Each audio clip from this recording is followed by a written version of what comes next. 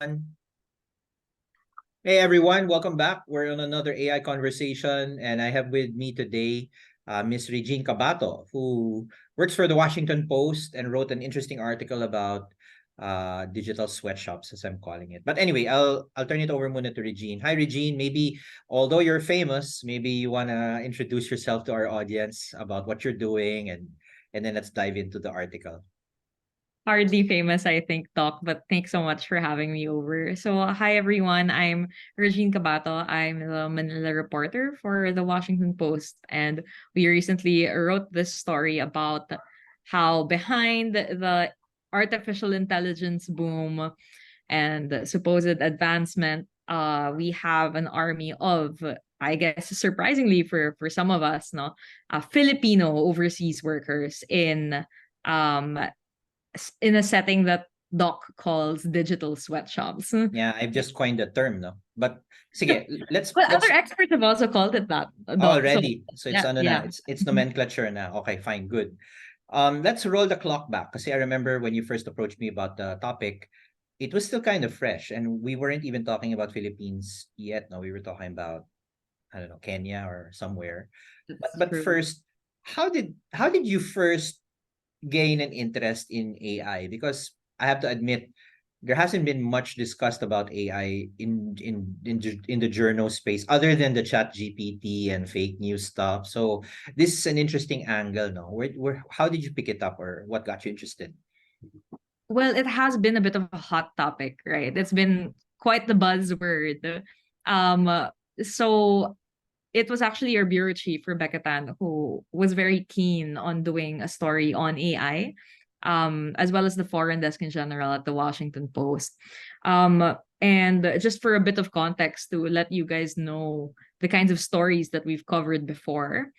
Rebecca has followed global supply chains before, like she's investigated EV batteries in Indonesia, for example, like then traced them all the way to Indonesia, for example.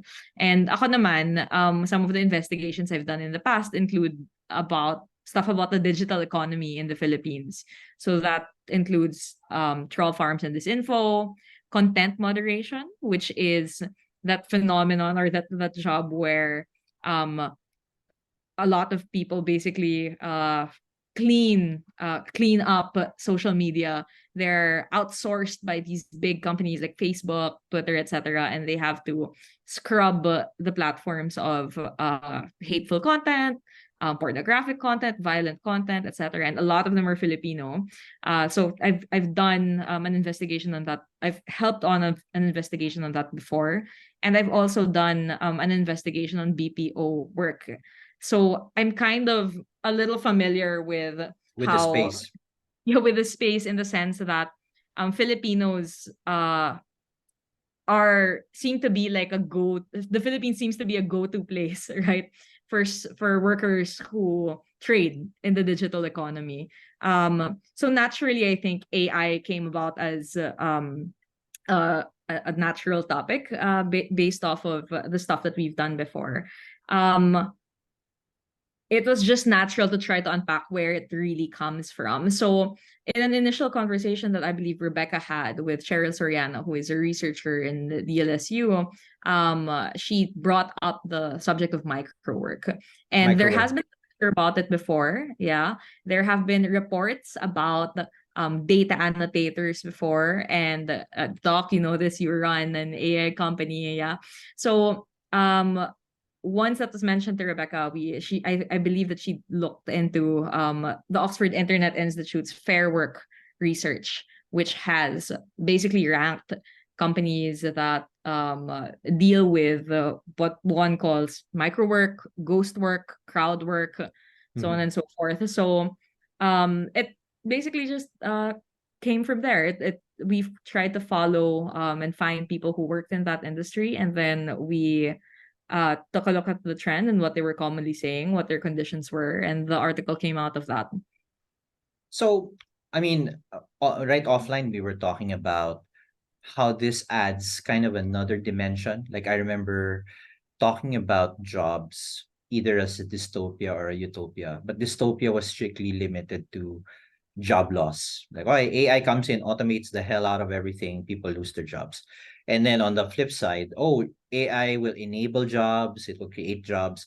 So this is actually kind of a twisted version of that, where you're creating jobs, but it's not necessarily the jobs that either people want to do. Of course, people are doing it probably out of necessity, and talk about that later. Or jobs that are actually fair or equitable, no? And that's obviously another issue. So that article you wrote, it looks at labor from a totally different lens. No, it's not just job creation. It's exploitative type of labor. So you mentioned content moderation is kind of another near vertical. No, do you have insights on how this thing has developed? Is this a trend that you've observed for a while, or did AI just kick it up a notch?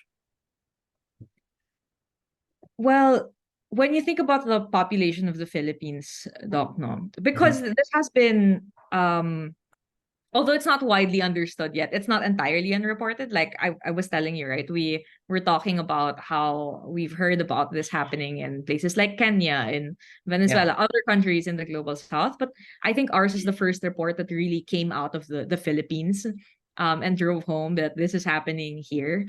Um,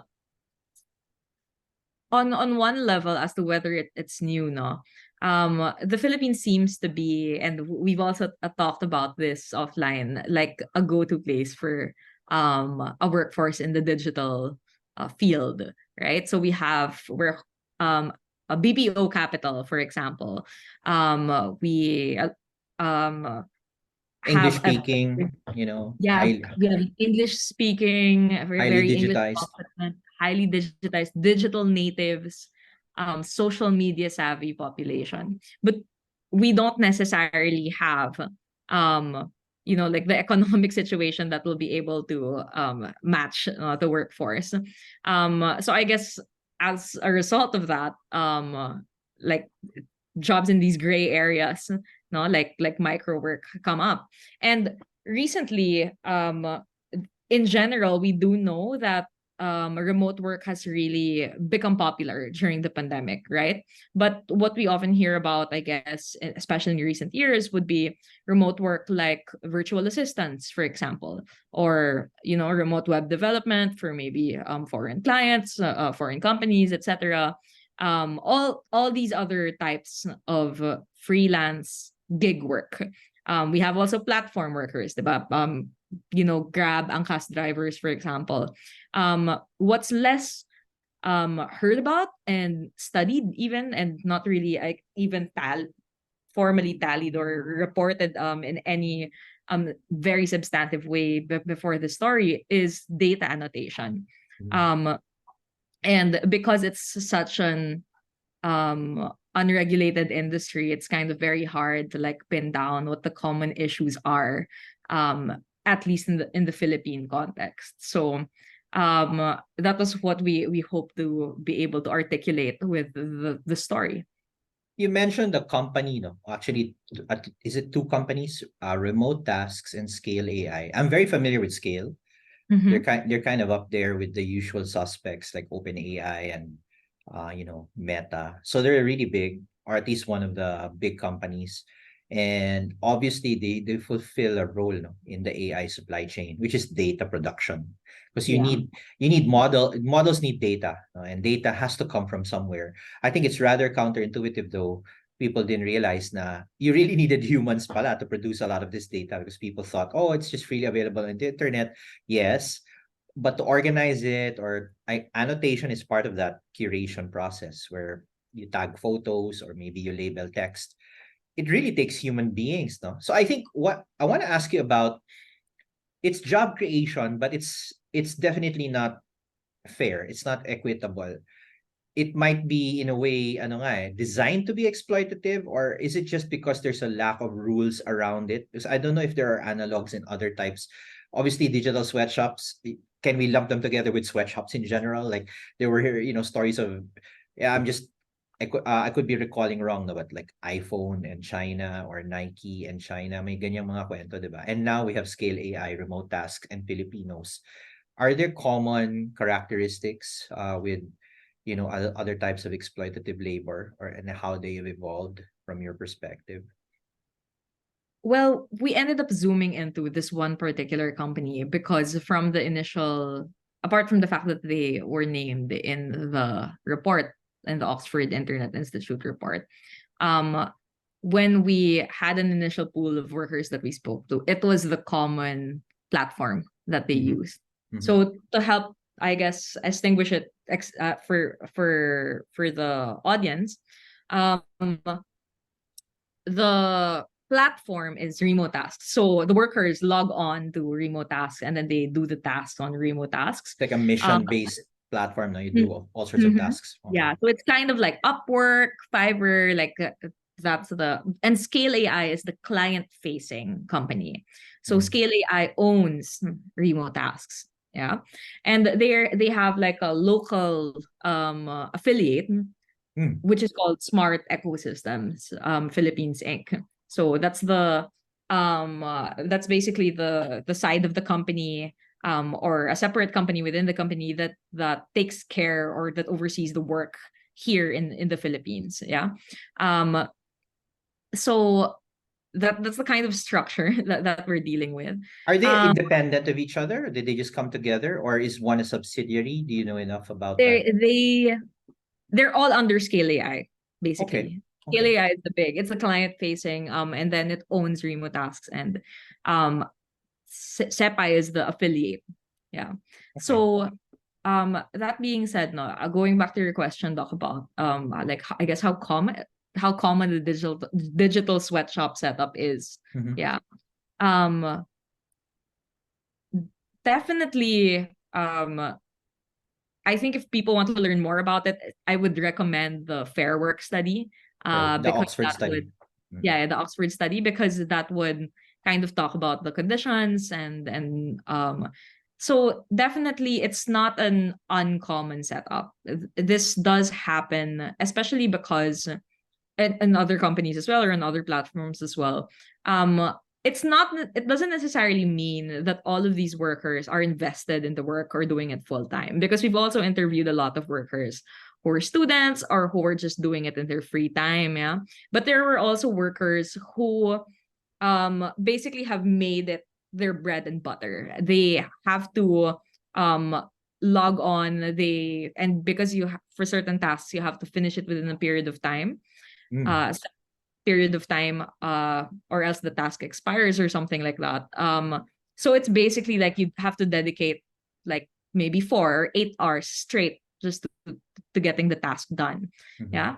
So um it would vary. There are companies that also work with data annotators that have tried to have a more ethical model, who that have tried to pay their workers a more decent wage, and that are registered with the government, for example, that have like a formal office and stuff like that. And I think Doc, you would be the one who would best be able to speak about it, given that you work in the industry. But basically it varies, right, It's a in the wide industry. range, no, It's a wide of range. levels. Um, but what we've learned about from speaking to people for the story was, and it is a quote from the article, that there is because there are the existence of some setups where that resemble digital sweatshops where people don't get paid, where people are paid very little or below minimum wage, then it drives down the worth of the work for the rest of the industry. Mhm. So other businesses that might be wanting to have more ethical models would probably say that the or have said that setups like digital sweatshops affect their own work as well and their own employees. So yeah, I hope that answers the question. Yeah, I mean, no, I want to pick up that point about the variation, no, in how this is done, because one of the immediate like internal reactions, obviously it was maybe a couple of weeks to a couple of months since we spoke about when you were doing the investigation, and then now I see the end product. The first thing that hit me was this just means there is a demand for this service, and right now, because it's a free for all, people will try to get away with whatever they can get. And then on the flip side, the poor workers literally don't have any other options. So for me, thinking like capitalism 101, then we should compete. No, we should find more players who can do this. Maybe the BPO sector can professionalize it. Because I think content moderation, from what I know, has already been professionalized. You have, highbrow firms like Accenture and some other companies already doing that. Obviously not at, hopefully not at sweatshop rates. But even in other words, it's in and according to a source, the tickets for content moderation in terms of the pricing is not actually at the low end of the BPO range. No, it's actually quite middle or even higher. So it's actually kind of above average if to be a content moderator. Obviously, because of the hazards, like mental hazards of getting exposed to all that toxicity. So that feels like a more mature parang path to where that could go. And then now you have on the low end all these annotators pretty much getting my word getting screwed right and left because they have no way of protecting themselves. So I'm wondering where the middle ground is, where let's say if we had more companies doing this, I don't know if if you encountered other companies, would they have a better offering? And is Remotasks the only player in town? Is that the only reason why people are forced to take them up? I don't know, just to think out loud now. What have you found on that end? It's definitely not the only player in town. The Fair Work study, for example, names some other platforms as well.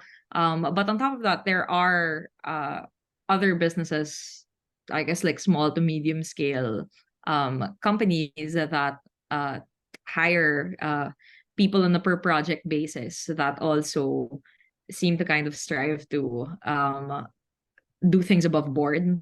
Uh, this exists not just in the Philippines, to be clear about it, but also in other countries in the global south. So it's not just like it also happens in India, like I mentioned earlier, Kenya, Venezuela, etc. Um, I think what's tricky about it, Doc, is that the thing is because it's not definitely I'm not here to make a value judgment as to Mhm. whether it should be regulated or not or to what extent it should be regulated or not. I can just tell you what we've found from Sure. the course of the investigation. But that being said, uh because it's a bit of an underground economy currently, there's so little that the public knows about it. Workers themselves don't necessarily know what are the best platforms or what are the platforms that have the best practices. They don't necessarily have a feel of what the industry landscape is like, so they would tend to stick it out with a certain job or or a certain task or a certain platform because it's what they know or it's because what they're used to or their network might be limited. But definitely if they would know of other opportunities out there, then they might try for that.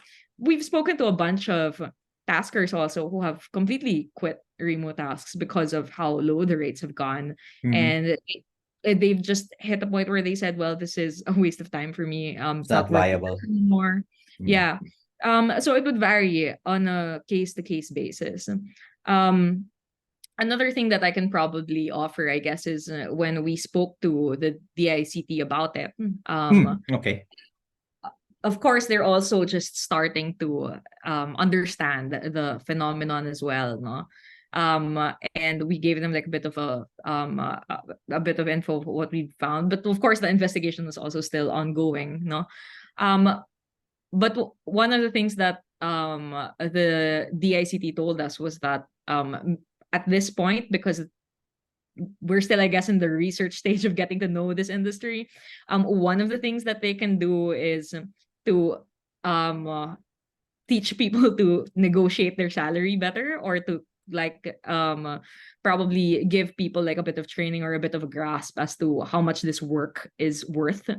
um and people might not have that knowledge currently, right? And so especially if you're new to the platform, you might think like, is this the right rate to be paid in this type of industry? And another thing that the DICT told us was that it would be great if these workers organize themselves somehow like Like maybe a union of some sort or an like an association. association, yeah, because then it would be able to give them a network and give them like a way to talk to each other, to share their experiences so that they know um they have an idea of what the landscape is like, what the rates are like what the best practices should be, etc., if they're getting a bad deal or not. So yeah, You hopefully know, this article gives people an idea that, oh, there are other people who work in this kind of job, and yeah. no, I mean the reason why I think it's sticking around though, it's already been a few days and people are still talking about it. It's certainly a talk of the town, especially in the data and AI circles. One thing that it sheds light on is, for me at least, it hits me maybe three ways. One, when you say you democratize AI, a large part of that is the ability of, let's say, companies like OpenAI to provide access to AI services at extremely low costs. And what they're trying to do is volume, no? Volume. And you get a billion people to pay one centavo each. That's still quite a lot of money. No? Parang ganun. But then if to produce that, let's say that large language model, that training model requires data production naman. I'm wondering tuloy, and this is an economist's task, someone has to do the math on this. Is there really a viable business? Because I understand it's one thing to be exploitative, it's one thing to be, you know, abusive. But I suspect it's also because they want to keep overheads very low so that when you produce this data, you train a model, you can still afford to provide it at a very hefty discount so that more people adopt it. So I'm finding this kind of a weird, parang in the same way I said, this is a dystopia on the job creation front where Yeah. you're really creating jobs, but they're not the jobs you want. And the reason for that is you also want to keep costs for AI low enough so that it's democratized. So now the whole thing just feeds on itself if you think about it, because the moment you say, oh, we're going to try that, and I could be arguing the wrong way, yeah, but let's pay data annotators a fair wage. That just means data production becomes more expensive, which could then imply that access to AI is now more expensive eventually. I'm Mhm. sure I'm sure there's a threshold because you can have you repeat use naman of a model without charging twice for production. Pero somehow it all adds up. And that's what I'm worried about, because if this is what it's amounted to, then it's really strange. Because let's say BPOs, tell me what you think of this. You've looked at BPOs. BPOs are kind of the conceptual opposite, where you do labor arbitrage because you can afford to pay a call center worker at a discount compared to a typical call center worker in the US, for example. Diba? I think the arbitrage is about times two, times three, times four. So that parang win-win. In the Philippines, you're able to offer an entry-level job that's above average. Call center workers get paid more than entry-level engineers, no, in some cases, no. So good, win-win. And then the Philippines gets foreign currency reserves because of the income, and the BPOs themselves, you can see how big these buildings are, no? They're really, raking it in. And because they also enjoy tax privilege status, I don't know now after all these tax revisions if they still do, but once upon a time they did that.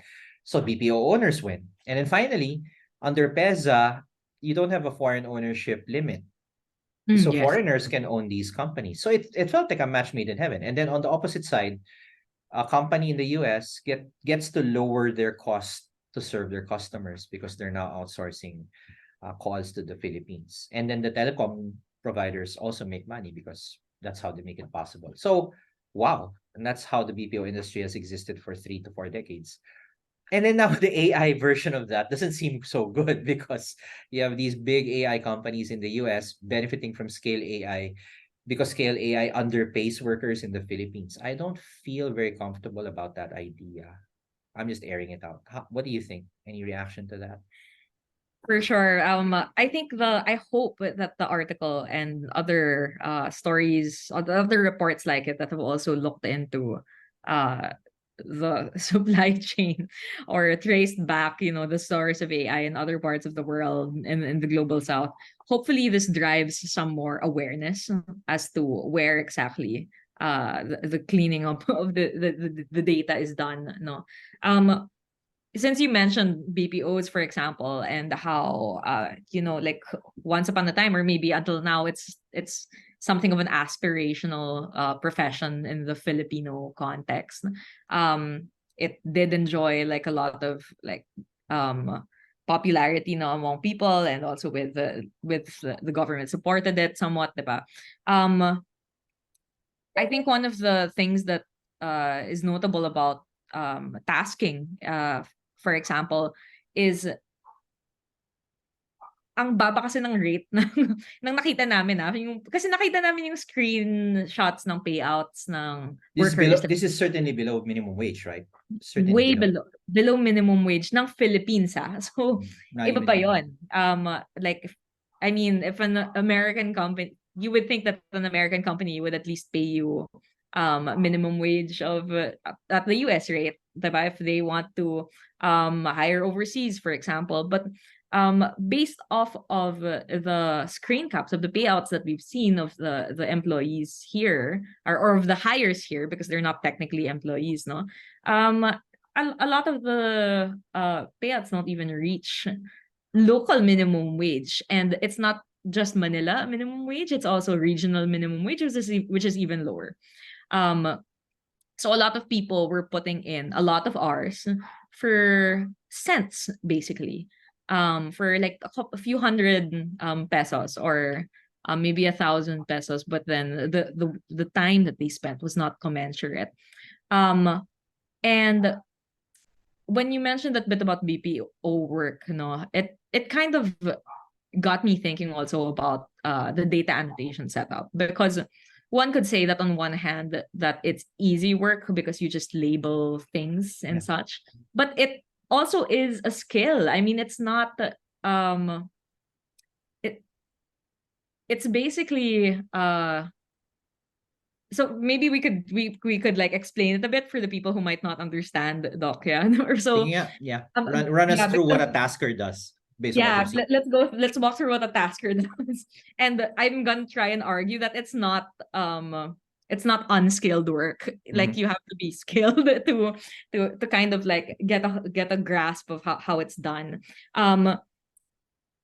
So basically, how do you train AI, right? The AI has to learn to identify certain things. So for example, if you have an AI of a self-driving car, right? You have to teach the car what's a sidewalk, what's a traffic light, what's a pedestrian, where is the street. And for the AI to learn that, it has to be fed a data set. And that data set has to be comprised of thousands, maybe even like hundreds of thousands, maybe even more, of images, video, etc., raw, but labeled. Right? So that data, because AI has become so advanced, right? We think that they're just fed this data maybe, and then the computer learns to identify it. But no, actually the data that's fed to these AIs has to be labeled so that they know what a tree looks like, they know what a traffic light looks like, they know what a pedestrian looks like, what a crosswalk looks like. So that then the program can function smoothly. And the reason why these raw data sets are very important is that there also might be errors as well, no? And that might be traceable back to human error. So there kind of has to be an allowance as well for error for the AI to be accurate, no? So that's one example for a self-driving car. If you are, for example, on like an AI model like Midjourney that you ask to draw something for you, it has to be fed a lot of art. And for example, you ask it to draw a portrait of a human, it has to bank on a data set of a lot of drawings or illustrations of people, of portraits, and it has to know what an eye looks like, what a nose looks like, what an ear looks like. And that will vary, right, from person to person, depending on race, ethnicity, etc. So it has to be also fed a diverse data set. Mhm. So that the AI does not come out biased, right? So who does the labeling, the like piece by piece of all these like it's a very tedious clerical job actually when you think about it. But it can get very complicated. So that's what basically what a data annotator does, or that's what Actually, a just to interject, yeah. related to that, I don't know if you saw this, but even ChatGPT, Mm-hmm. the reason why, I mean, it's been so revolutionary, LLMs, because it talks like humans, no? Or it's able to reply like a human. The reason that's possible is because they also had a bunch of taskers Yes. who, Chatting with the bot, right? yeah, exactly, chatting, and then Yeah. actually no, the way it officially supposedly works. So you have the original GPT, the pre-trained transformer, and all it does is it predicts the next word after a series of words. That's all it does. Mm-hmm. So you write a sentence, it completes the sentence. Now, the problem with that is there are many ways sentences can be completed, and it's very hard to kind of assign intent. Like the quick brown fox jumps over the lazy wolf. That's Yeah. a statistically correct sentence. Pero is that really what you want to know? Baka you want to know what the quick brown fox ate for dinner. Parang ganun. So but you have that base model. And then as another process is they actually supplied, I guess, taskers with questions. And then taskers answer the question, presumably because they had some sort of domain knowledge. So maybe a doctor answered a medical question or a lawyer answered a legal question. All right. Then those question and answer pairs were trained into yet another model. So now you have a model that knows how supposedly humans answer questions. Okay. Step 3 is you now have that model train the original GPT. Kumbaga, the GPT will answer or answer questions, and then the original that second model will then rate na no, that's not how a human would answer it, this is how a human would answer it, and you do that millions of times, two chatbots Yes. talking to each other. Then the final output is the fine-tuned model na, where you can ask the model a question, it knows what the next sentence should be, and it answers like a human. So that was for me really quite a feat of engineering, if you think about it. But the crucial aspect there was really the humans who Yes. answered the original questions. So that actually, anyway, parang that actually should be a eye opener for a lot of people who assume all of this stuff is automated. It is automated only to an extent that Exactly. humans have allowed it. Anyway, sige, I interrupted you. That's Going back. No, Huh? that's so true, Doc. Like it really like if you pull back the curtain of AI, like people still run it, people still power it. True. Humans still are behind the curtain somewhat. And it's worth asking, like, how much are they paid for For that labor? that, How much no? is their labor Wow. worth? So when you brought up BPOs earlier, and so I want to explain like yung worth ng ginagawa ng mga tasker, no? Um because for example you compare like a starting BPO worker salary with what the tasker does. Actually what they do is a skill also, diba? I mean like to talk to a bot and diba it's and even to like identify things because you also have to be familiar with the platform, diba? And you have to be um the tasks, some of them might be easy, yeah, but some of them also get more complicated, Doc. And you know this, diba? Like for example, like once you get into satellite imagery or some other forms of more complicated AI, humihirap yung task. So parang dapat actually tumataas naman din yung worth ng fee, diba? So Mm-hmm. basically all that to say na hindi siya unskilled work. Okay. No? So it's what. Long story short, there is a kind of a modicum of expertise of some sort to Somewhat, to yes. label it, Yeah. but then that's in stark contrast to the amount we're paying them. Parang ganun na din. Exactly. Yeah. Mm. So, talaga bang is the work worth below minimum wage? 'Di ba hindi naman? Yeah, I Yeah. actually thought it would have worked out the other way around. Like, I mean, Uh-huh. no joke, kasi when the large language models first came out, and obviously this has been trained on generic information found everywhere. Let's say you wanted to come up with a specific chatbot trained on, let's say, legal Supreme Court jurisprudence, parang ganyan, no? syempre you'll have to fine tune that chatbot with case information from the Philippines. And I thought that would be a great side job for lawyers, Mhm. actual lawyers who maybe if their legal career hasn't picked up yet, maybe they can moonlight as a Yeah. question and answer tasker for an AI company. And Actually, I think we could pay them more than what a typical lawyer at entry level might earn, no? So I yeah. thought it was going to end up that way. But what we're seeing is kind of the opposite, isn't it? Or Yeah. sort No, of the opposite. Yeah, yeah, that's true. I guess it would vary also, no, from company to company and from AI model to like AI model. Mhm. Um, but yeah, like for example, that would also I imagine be a similar case with AI that's designed to work for hospitals. Right? Dapat rin, 'di ba, medical students and people with an ideal Nurses, right? profession, yeah, would be the ones who are helping like feed the human knowledge into the AI, and that's definitely not like That's not easy. basic knowledge. That's not It's basic not knowledge. basic knowledge. Mhm. It's important to kind of value that, I think.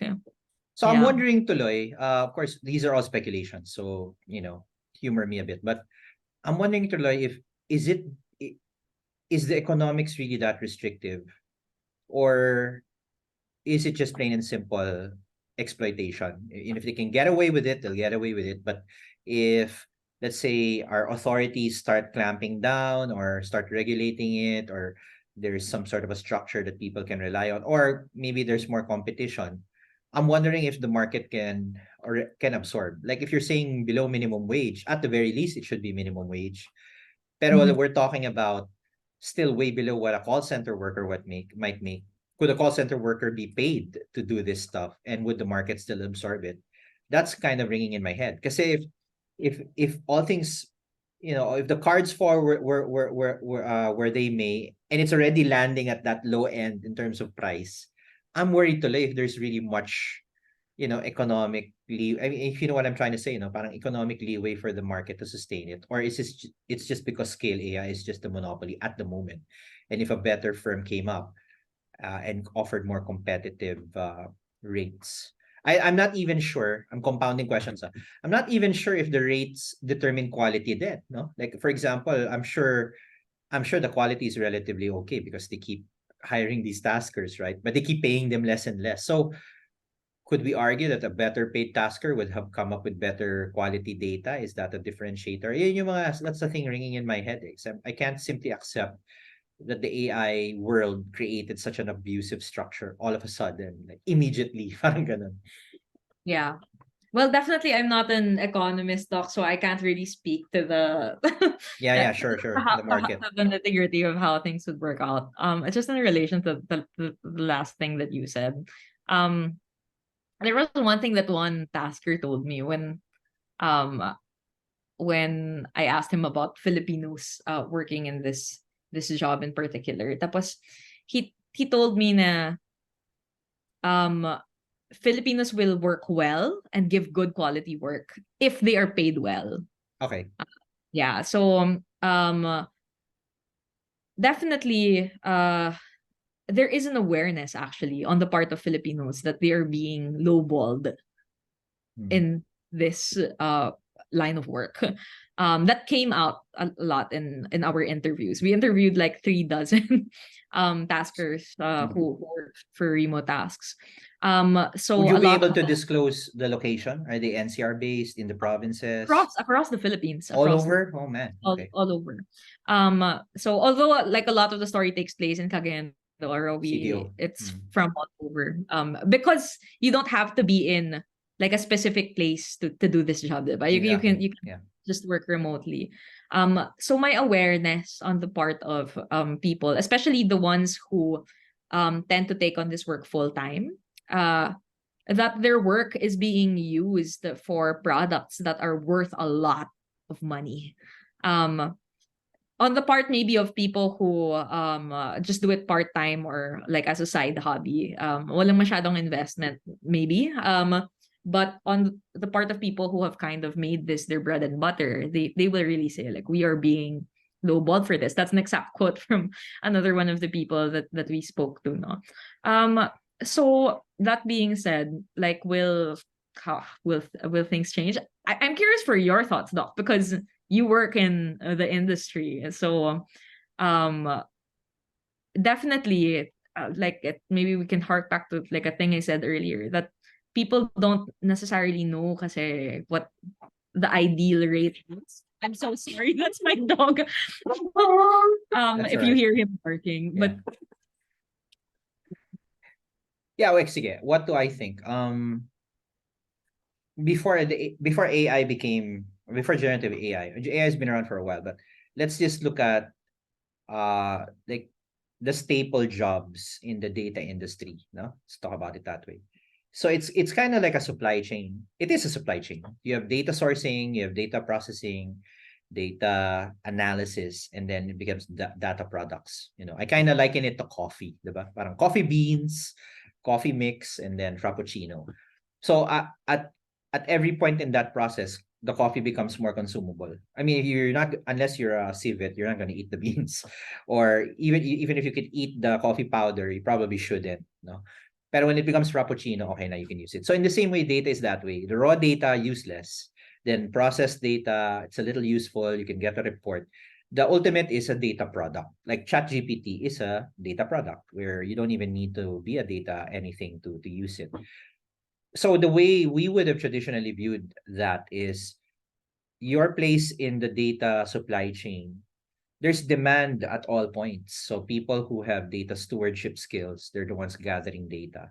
And I would classify the taskers in that category. They need to be paid well enough. Otherwise, the data quality would be all over the place. And that's where the privacy discussion begins. If it's mishandled at point of contact, then you have all these problems. Then once it's gathered, then it needs to be processed. That's where these data engineers come in, mostly IT people, where they store them in databases, you put them in, search engines, and you put them in the cloud, basta all of these infrastructure, so that they can be accessed by the consumer. Now, the consumers naman, that's where these data analysts and scientists come in, right? They're not experts at data gathering nor at storage, but they know what to do with the data to turn it into something like a report or a model, an AI thing. And then at the tail end are really the either decision makers or the end consumers. They don't care much how the data was prepared anymore. They just need to use the data for something. Like I use Waze to get around. That's a data product. I don't need to be a rocket scientist. So this thing kind of breaks that mold. Kasi at point of data gathering, if you have taskers who are underpaid and you're saying that even they correlate quality with performance, that now harkens to I'm worried about the models that will be built on that data if they're just taking these random tasks. Hindi man random, pero you know what I mean? If they're getting underpaid, baka naman they're like tagging it wrongly na, no? And I don't know if Remotasks or Scale AI doesn't even know how to check or care kasi there's a lot of data, no? All over the world. Kaya I feel that that's the beginning of the end prematurely for AI. And we're already seeing some early indications that there were articles that are saying that the latest version of GPT-4 that was a little dumber than it used to be for some reason. So wala na, the whole utopia of AI automating everything is dead before it began. So that's my first thought. The second thought is, on a more positive note, if you have abuses, there's an opportunity to correct for it because of awareness, which is thanks to your article. Now people are aware of it. Who does the correction is the question. If you go government, certainly they need to validate and investigate themselves. And that'll go down whatever route it needs to go, like Dole Bayan or DTI. Like I heard there's a Digital Freelancing Act. I don't know if I'm misquoting it. Either it's already in place or it's about to be in place. And that gives freelancers rights similar to or close to, a typical employee, which is great, no? And then I know that the BIR is after tax leakage of all these freelancers because they don't pay tax, no? So in a way it's a good thing because if government wants to tax something, that means it professionalizes it because you need to file tax returns. And parang I think they're after e-commerce right now, but eventually they'll go after freelancers. So those are two fronts worth watching. I don't know how soon they'll kick in. I think the quickest way to correct it would be private sector, meaning scale AI can't be the only player in town.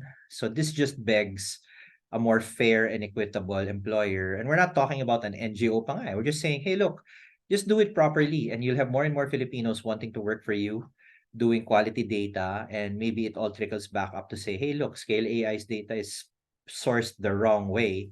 We're sourcing it better.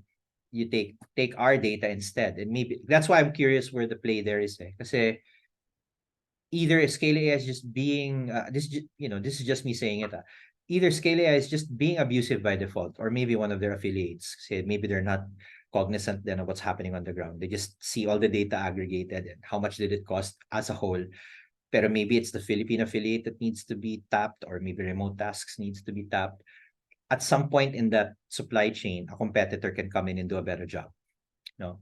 And then lastly, and maybe this is the more long-term strategy, I read, and you referenced this also in your article, some people are preferring to do these gigs compared to like studying because you get cash agad. No? And that's the same thing with some of the other parang flash jobs that appeared out of nowhere. Like, remember Axie Infinity and people are just playing games and people were saying, oh, this is a new era in, economics because we can just game our way to fortune. And then yun pala, it was just riding on the crypto thing. No? And when the crypto thing crashed, Axie crashed also. Although it probably will come back at some level. So I felt na, hi, sayang. I thought that was the birth of a new economic engine. Yung pala hindi. And this is another one, just begging to happen. What I'm going to say is, maybe it's a question of options because people don't know any better and they're not. Kaya as you know, I'm working on a broader agenda. Like, how do we train people to use AI to do other things? Like you mentioned virtual assistants, VAs, no?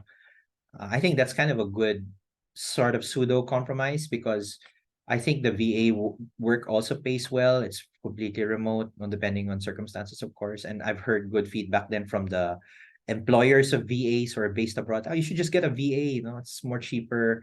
They're digitally savvy. They're more flexible. They're up 24/7. Sabi ko, sino kaya yung VA na yan na up 24/7? Maybe it's a group. So that feels closer to professionalization or professionalism, like a BPO. Pero itong lower end na to, I really am perplexed about how long it can survive. Kaya nga I'm wondering if it's a temporary blip. And then thanks to you for unearthing it. That's how I feel about it. Okay, sige. Thanks, Doc. We're close to the hour. Okay. Sige. Yeah, Sorry, yeah. you wanted to comment on that? Sorry.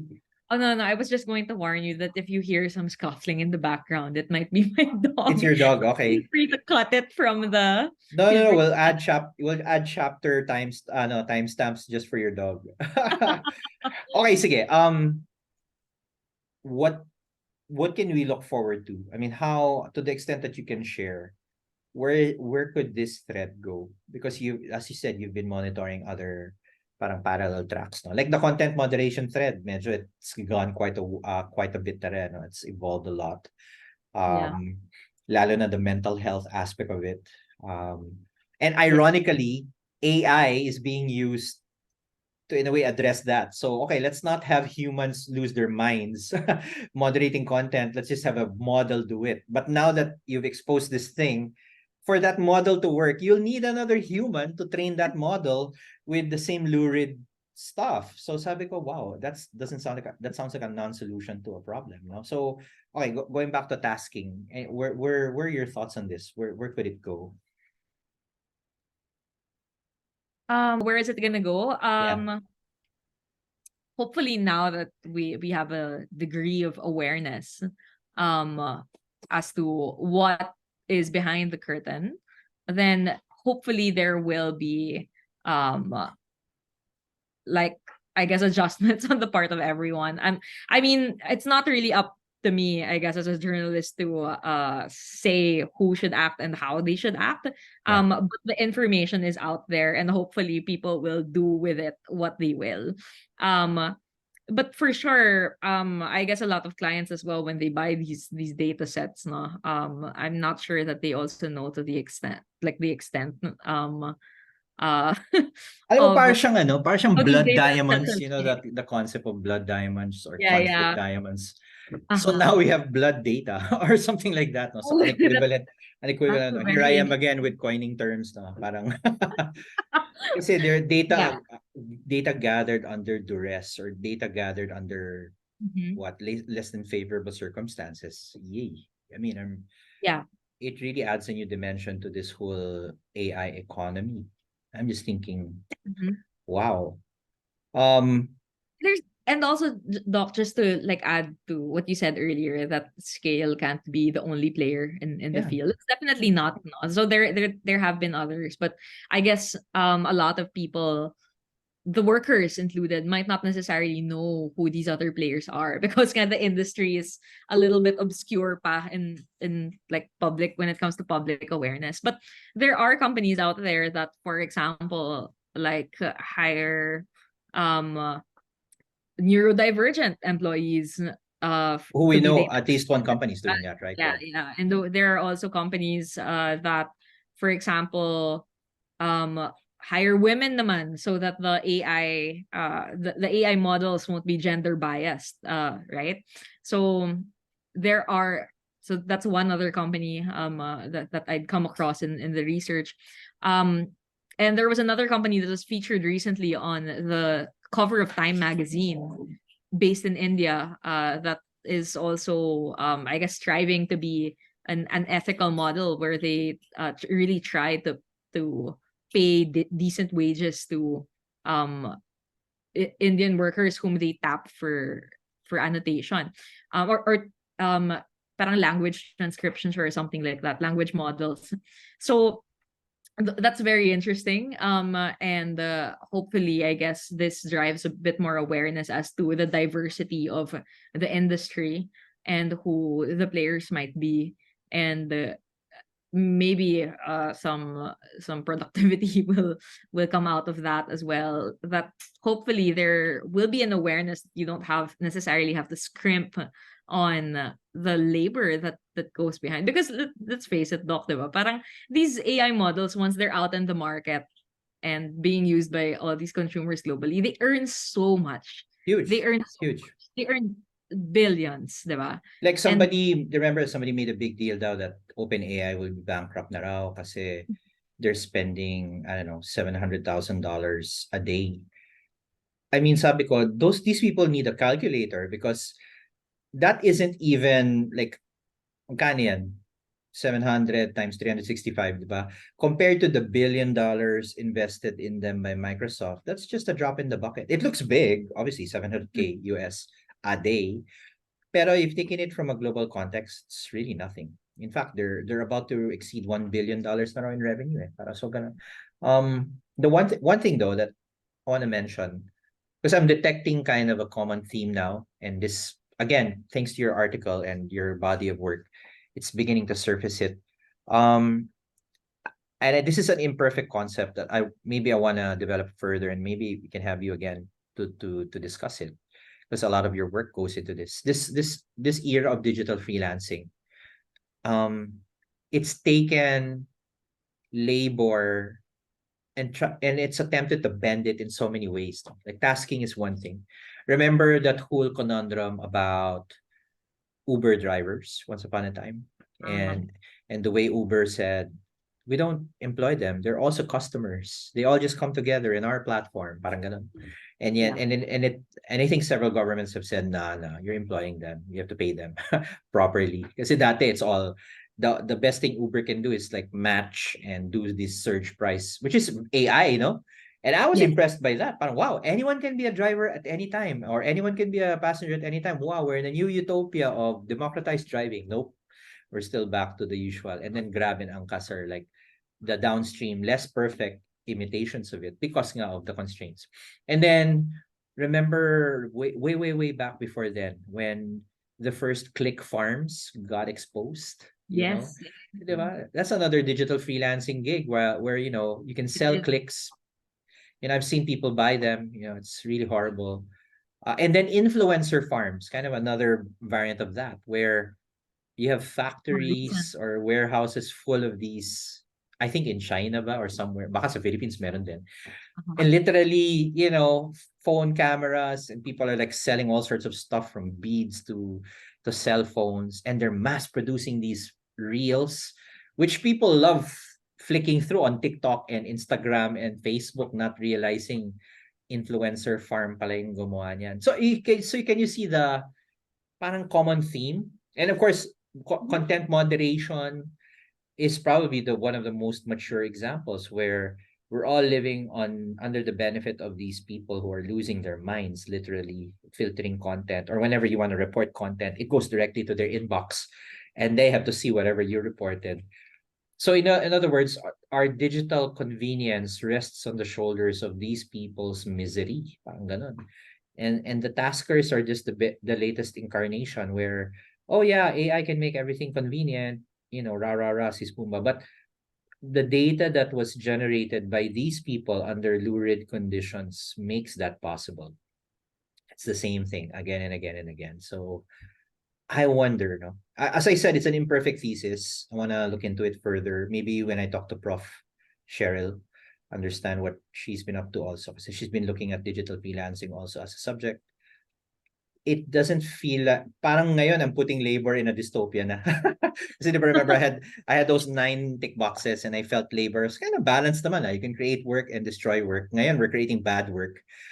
So now I have 3 problems to contend with. There's the labor issues, the fake news, and the climate problem of AI. Parang none of them seem tenable. All the other issues relatively Yeah. balanced, no? But these 3 are now sticking out. And we're not even talking about the Terminator scenarios. These are very real, immediate problems. And well, anyway, sige. Any last things you want to share about or the story, what you're doing, or AI in general? So obviously, we have a lot of people potentially watching this. Okay. Maybe just some food for thought. Riffing off of what those last points that you just mentioned. Um, Again, like I'm not here to like prescribe no how we should act or not act, etc. In response to this, I'm not shipping any particular policy or anything like that. But I do think that this points to a couple of things that institutions and legislators have to be ready to understand this new technology, because like what you mentioned, the microtaskers, it's just the latest incarnation of um like a digit of issues that crop up in the digital economy. So we need to have like people in government who actually understand the landscape, the industry, how it's changing, and then be able to predict when issues like this might be able to come up. Or if they do come up, they'd be able to understand how the dynamics work and such. Similarly, also, I think what would help as well is if Filipino workers in general would be empowered and would be able to have like a clear grasp of their rights and what they deserve. I guess that has been a problem like across industries in the Philippines. Especially when you have a country with a high poverty rate, where unions aren't exactly, the cultural norm or can still carry like a bit of stigma. But definitely it helps on our part as well, as journalists, when people come to us and when they tell us like, okay, I work in this new type of job, I am facing this type of issue, could you maybe look into it and see if there are other workers like me. It helps us as well, and it helps us situate um what the current issues are. So that being said, maybe a couple of those 2 points, hopefully institutions and people who work in these institutions that might be able to have an impact in terms of policy shaping would be able to understand the industry more, and these developments more, and to like maybe hopefully our workers can be more empowered as well to be able to speak up. And maybe also organized in a way so that they can also trade knowledge about an industry that still seems to be in the dark or in the gray area.